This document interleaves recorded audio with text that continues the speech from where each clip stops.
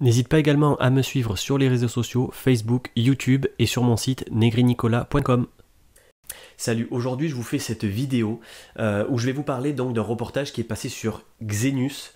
C'est une chaîne franco-allemande, hein, pour nous c'est Arte.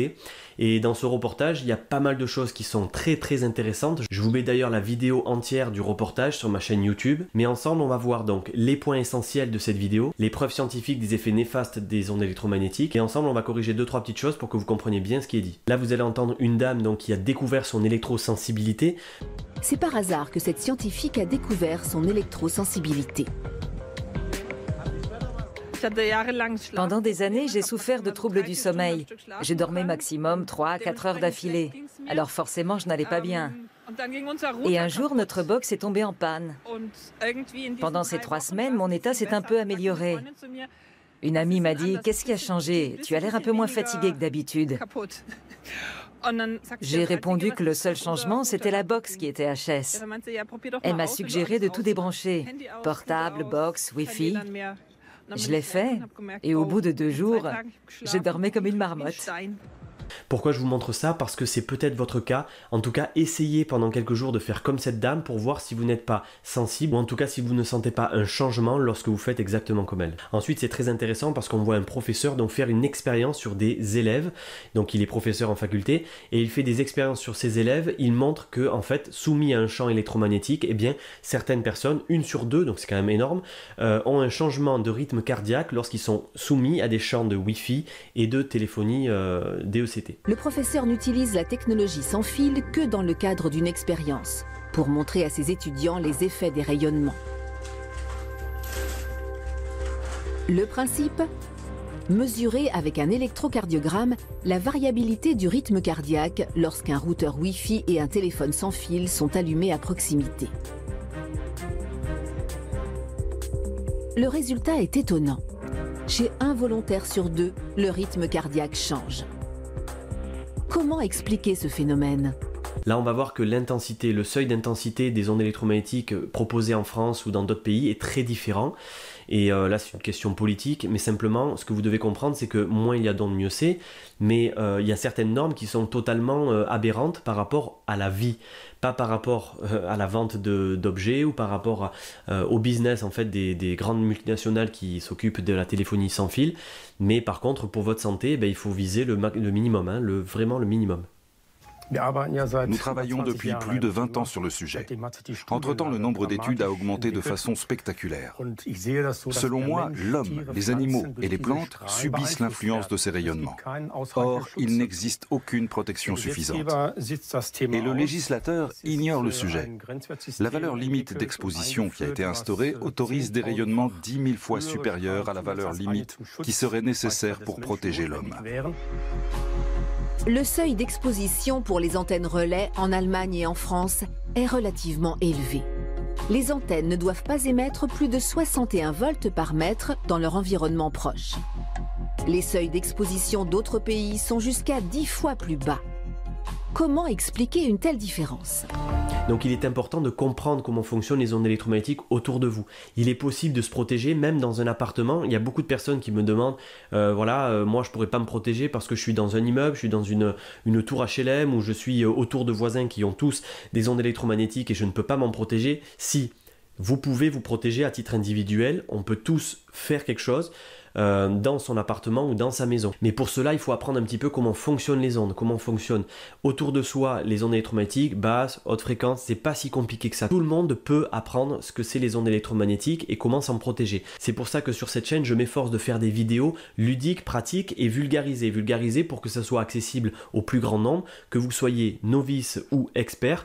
En fait, vous allez y trouver des solutions, des petites astuces et une compréhension de votre environnement électromagnétique immédiat.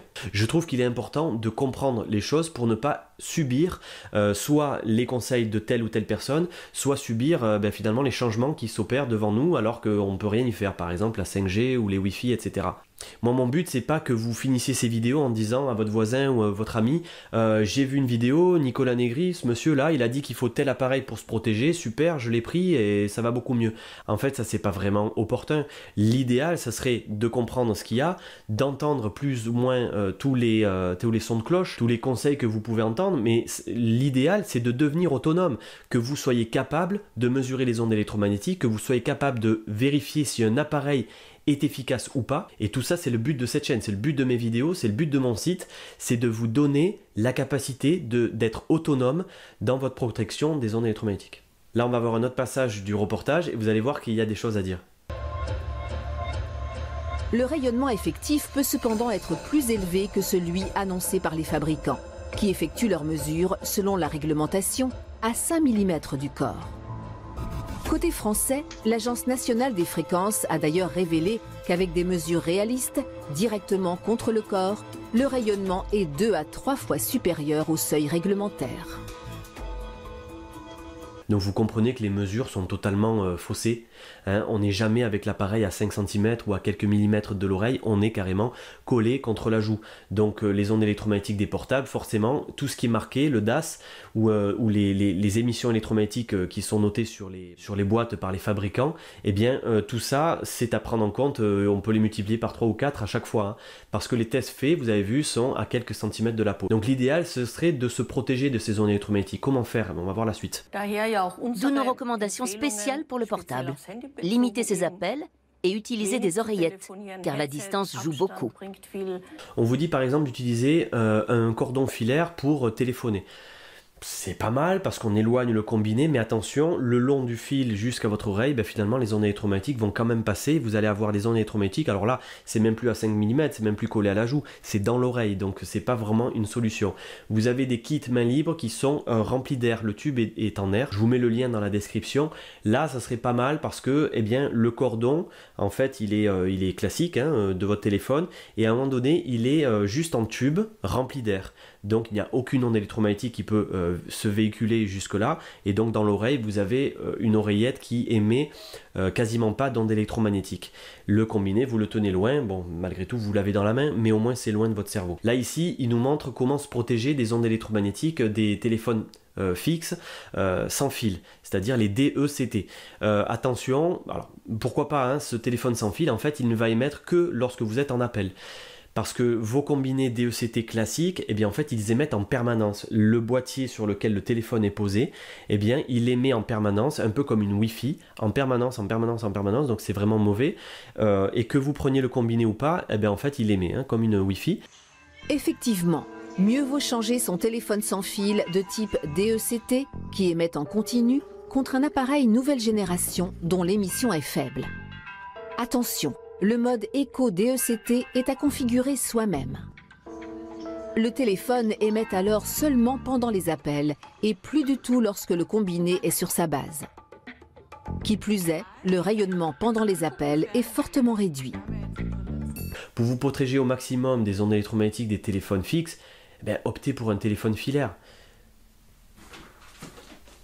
Il y en a encore sur le marché, donc des téléphones filaires qui se branche directement sur votre box. Par contre, attention, je vais vous montrer ça tout de suite. Si vous branchez ça n'importe comment, eh bien finalement vous avez pire que ce que vous aviez avant. Je vous montre ça tout de suite dans mon salon. Alors voilà, j'ai branché mon téléphone filaire à la box, j'ai Freebox donc. Donc il est simplement branché avec le RJ11, hein, simplement pour pouvoir téléphoner. Le répondeur n'est même pas branché hein, sur le secteur, donc il n'y a même pas d'électricité. Donc on pourrait croire que téléphoner avec un téléphone comme ça, c'est pas nocif du tout puisqu'il n'y a pas d'électricité. Et pourtant, le fait que la box n'est pas reliée à la Terre, si vous n'avez pas neutralisé les ondes de la box internet, eh bien le fait de brancher votre téléphone sur votre box, eh bien vous allez mettre à l'oreille plus de 200 volts par mètre. Donc c'est totalement énorme, il ne faut pas faire ça du tout. Donc vous voyez, je mesure ici.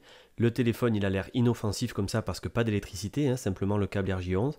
Et pourtant, il est très nocif. Alors si je mets ma box à la terre, comme je l'ai montré dans une vidéo, je vous mets le lien juste au-dessus. Si je mets la box donc à la terre, si je neutralise les ondes par un câble USB et de l'autre côté terre, et ma terre est efficace, eh bien vous allez voir la différence. Donc là, j'ai bien relié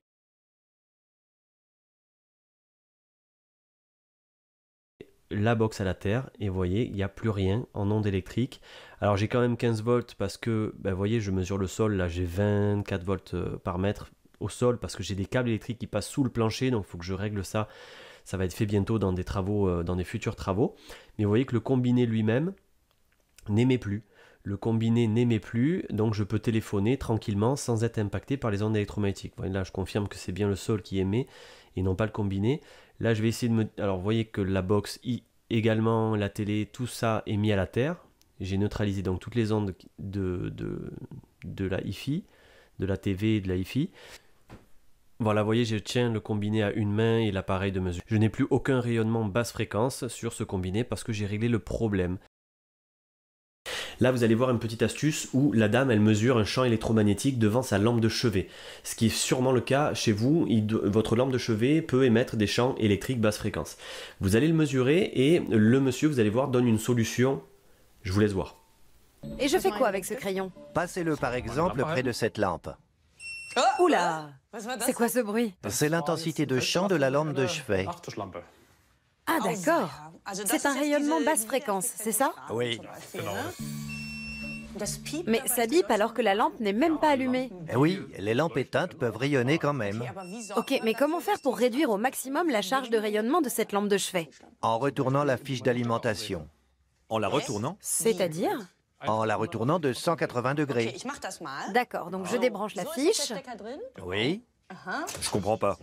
Elle était dans ce sens et maintenant je la retourne. C'est bonnet blanc et blanc bonnet.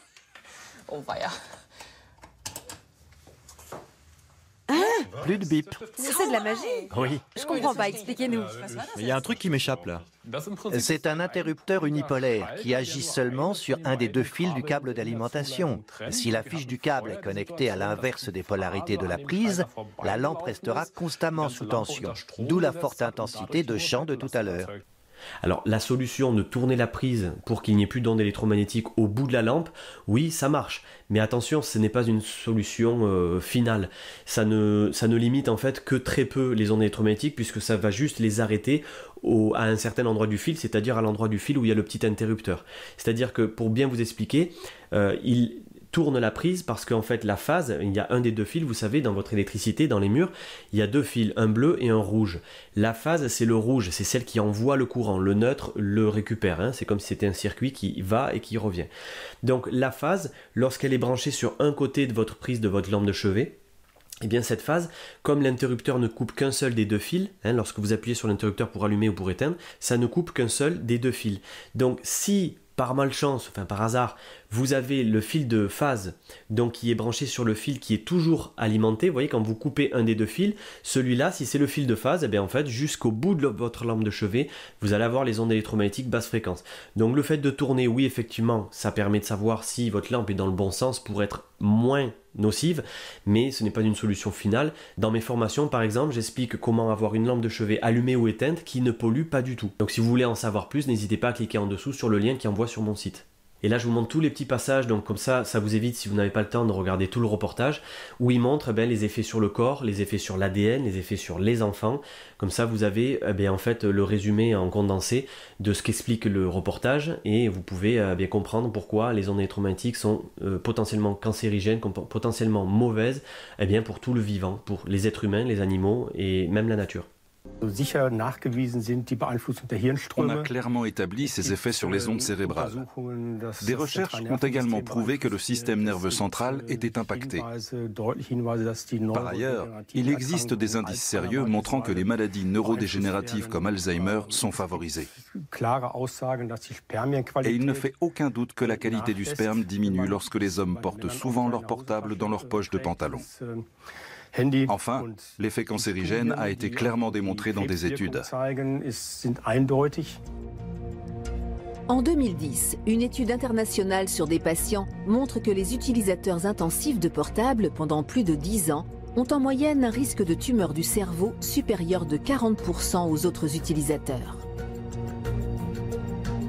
L'Organisation mondiale de la santé classera par la suite le rayonnement des téléphones portables comme possiblement cancérigène.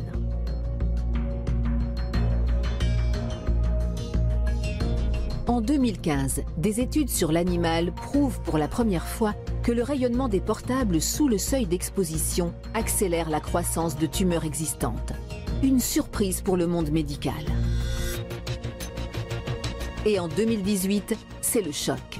2 études, américaines et italiennes, démontrent que même des rats en parfaite santé développent plus de cancers en étant exposés toute leur vie au rayonnement du portable, y compris sous la valeur limite d'exposition.